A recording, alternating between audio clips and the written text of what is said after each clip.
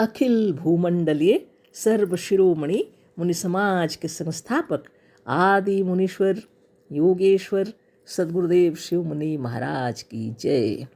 उपस्थित मुनि वृंद, साधु सज्जन वृंद, संत वृंद, साधक वृंद, आध्यात्म ज्ञान के जिज्ञासुओं और प्रेमियों, सभी श्रोता वृंद, आप सबको मेरा कोटिशः नमन, सप्रेम जय जीव।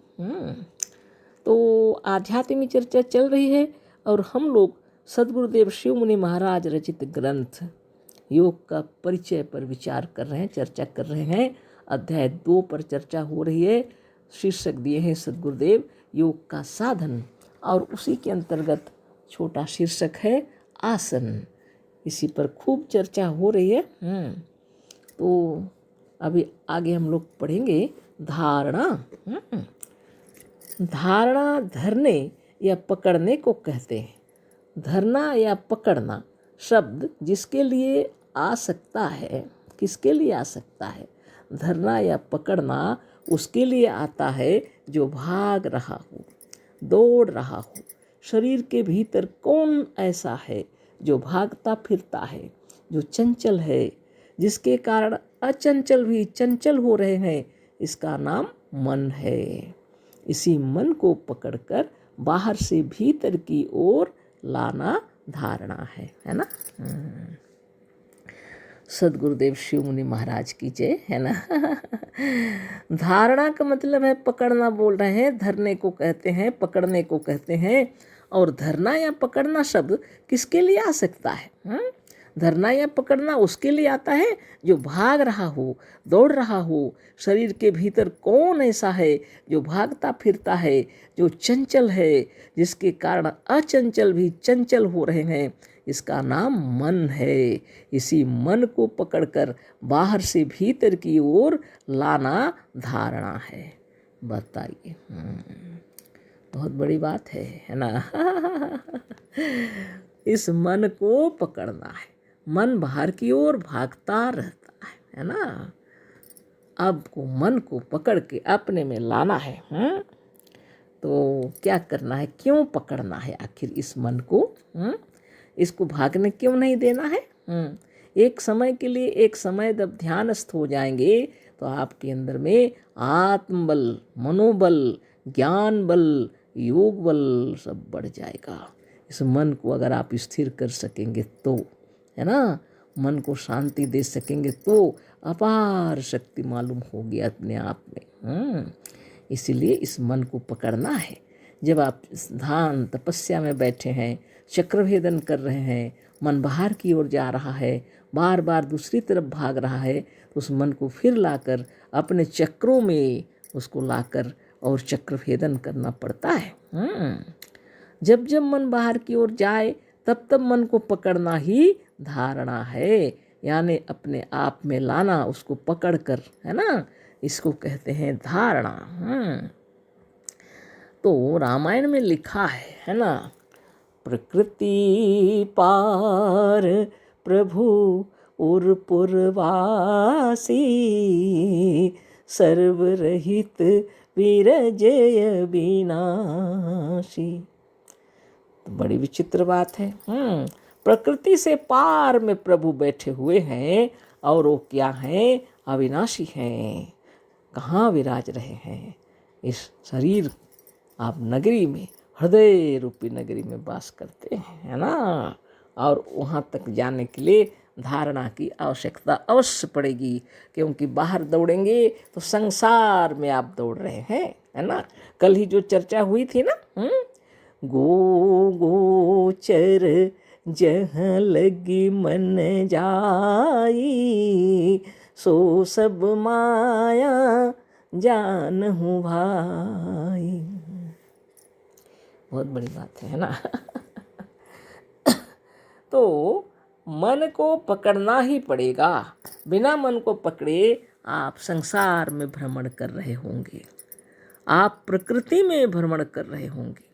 अपना भी स्वभाव होता है एक, काम, क्रोध, लोभ, मोह, आलस्य और प्रमाद।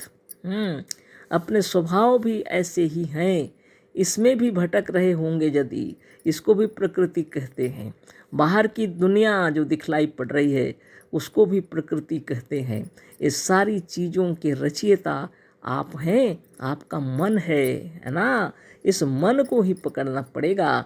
जब आप मन को पकड़ लेंगे तो शांत हो जाएगा, प्राण भी स्थिर हो जाएगा, शरीर भी स्थिर हो जाएगा, मन और प्राण सब स्थिर हो जाएंगे और तब जाके आपका तेजस्वी होकर के आत्मज्ञान निखर उठेगा, है ना। इसलिए इसकी आवश्यकता पड़ती है। जब धारणा सही हो जाएगा तो ध्यान लगेगा, निश्चित है ना। इसीलिए सद्गुरुदेव लिखे हैं धारण करना है, पकड़ना है ना। तो जहाँ तक इंद्रियां दौड़ रही हैं तो बाहर भटक रहे हैं आप। इसलिए पंच कर्मेंद्रिय, पंच ज्ञानेंद्रिय सबको स्थिर करना है। अपने में तल्लीन होना है और बहकते हुए मन का उद्धार करना है, अपने में आ जाना है भीतर, है ना। और सद्गुरुदेव के मंत्र का जाप करते करते आप समाधिस्थ हो जाएंगे, है ना। अब सद्गुरुदेव आगे एक छोटा सा उदाहरण नहीं, एक छोटा शीर्षक दिए हैं, ध्यान। तो ध्यान पर भी आप बात कर लेते हैं। बाहर की ओर, बाहर की मूर्तियों को स्थूल आंखों से देखना दर्शन करना या देखना कहलाता है। बाहर की ओर आप देख रहे हैं मूर्तियों को, दर्शन करना या देखना दोनों बात है। दर्शन मतलब, एक दर्शन मतलब ज्ञान होता है और एक दर्शन मतलब स्थूल आंखों से देखना भी होता है ना। तो सद्गुरुदेव कह रहे हैं बाहर की ओर, बाहर की मूर्तियों को स्थूल आंखों से देखना दर्शन करना या देखना कहलाता है। पर मन को मोड़कर भीतर की ओर लाना ही ध्यान है ना। तो सद्गुरुदेव शिवमुनि महाराज इतने सुंदर तरीके से हम लोग को बतला रहे हैं कि ध्यान क्या है ना। तो आंखें बंद करने पर सिवाय अपने आप को कोई किसी दूसरे को नहीं देख सकता है, परंतु अपने आप को या अपनी मूर्ति को बिना स्थूल आँखों के देखना ध्यान है ना। बाहर अगर देखते हैं मूर्तियों को, वो देखना है, दर्शन करना है। और भीतर अगर देखते हैं अपने आप को तो वह किसी दूसरे को नहीं देखना है, स्वयं अपनी मूर्ति को ही देखना है ध्यान में। इसको कहते हैं ध्यान। आंखें बंद करने पर सिवाय अपने आप को, केवल अपने आप को, किसी दूसरे को नहीं देख सकते, परंतु अपने आप को या अपनी मूर्ति को मनुष्य बिना स्थूल आँखों की सहायता के भी आंखें बंद रहने पर भी देख सकता है। किसी दूसरे को हम लोग नहीं देख सकते हैं, लेकिन खुद को आंखें बंद करके भी देख सकते हैं, ध्यान में देख सकते हैं। आंखें खोलकर भोग होता है और आंखें बंद करके योग होता है ना। सर्वोच्च कक्षा की धारणा और ध्यान ही अर्थात मन का अपने आप में आकर सर्वथा रुक जाना और केंद्र में स्थिर होना समाधि है ना। तो समाधि की बात यहाँ पर बता रहे हैं गुरुदेव। जब ध्यान लगने पर ही समाधि लगती है। आंखें खोलकर बाहर देख रहे हैं तो भोग हो रहा, और उच्च कोटि की समाधि आपको लगानी है, सर्वोच्च कक्षा का ध्यान धारणा करना है, तो मन को अपने में आकर सर्वथा रुक जाना और केंद्र में स्थिर होना समाधि है। प्राणायाम के विषय में तो पहले ही कह चुके हैं, छूटा है केवल प्रत्याहार, है ना। तो ऐसी बात है, सद्गुरुदेव बतला रहे हैं मन को अपने में केंद्र में लाना ध्यान है ना। अब थोड़ा प्रत्याहार भी पड़ जाते हैं, है ना।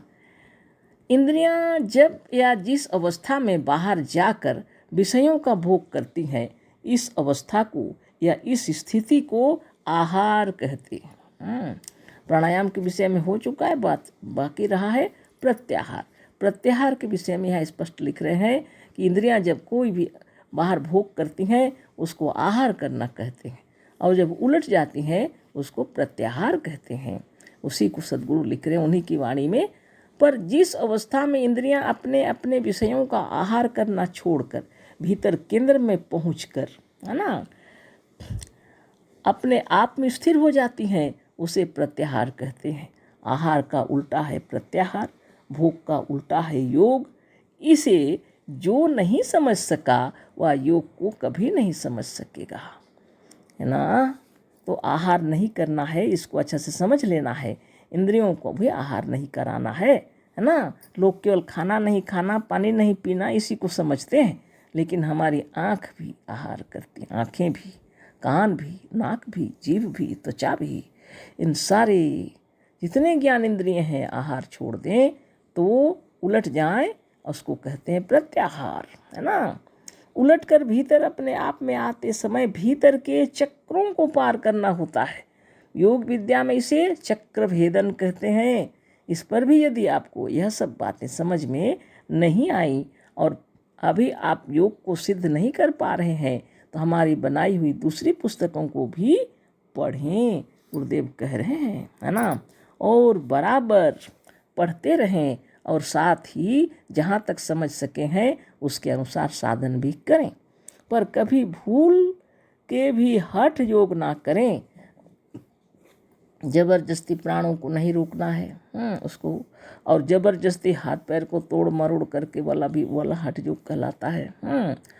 अब थोड़ा सा बाकी रह गया, इसको पूरा कर देते हैं और ये पाठ पूरा हो जाएगा। यम और नियम में अहिंसा, अपरिग्रह, अस्तेय और सत्य तथा शौच, संतोष आदि को भी कुछ लोग सम्मिलित करते हैं। यह सब भी चित्त की वृत्तियों को रोकने में सहायक हैं। अपने को या किसी दूसरे को दुख देना, दुखी करना हिंसा है। केवल किसी को मार डालना ही हिंसा नहीं है।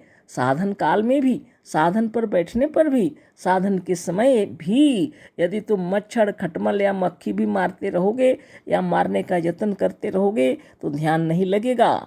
किसी भी दूसरे को या दूसरे की वस्तु को या अपने को छोड़कर किसी दूसरी चीज को अपने साथ या अपने पास रखना परिग्रह है। और योग करते समय सबको छोड़कर, सबका साथ छोड़कर, सब वस्तुओं को मन से भी त्याग कर इस तौर से यम नियम के तमाम अंग चित्त की वृत्तियों को भीतर की ओर लाने में सहायक हैं। हमने अपनी बनाई हुई पुस्तक सचित्र योग साधन और योग दर्शन शास्त्र नाम की पुस्तकों में इनका वर्णन विस्तार से लिख दिया है, वहीं पर देख लेना चाहिए, है ना। तो बहुत सी बातें तो हम लोग पहले से कर चुके हैं और ये है पाठ पूरा। और आगे हम लोग कल पढ़ेंगे अध्याय 3 चक्र भेदन, है ना। तो आज इतना ही, बहुत बहुत धन्यवाद, है ना। अशेष धन्यवाद, कोटिशः नमन। सद्गुरुदेव शिव मुनि महाराज की जय।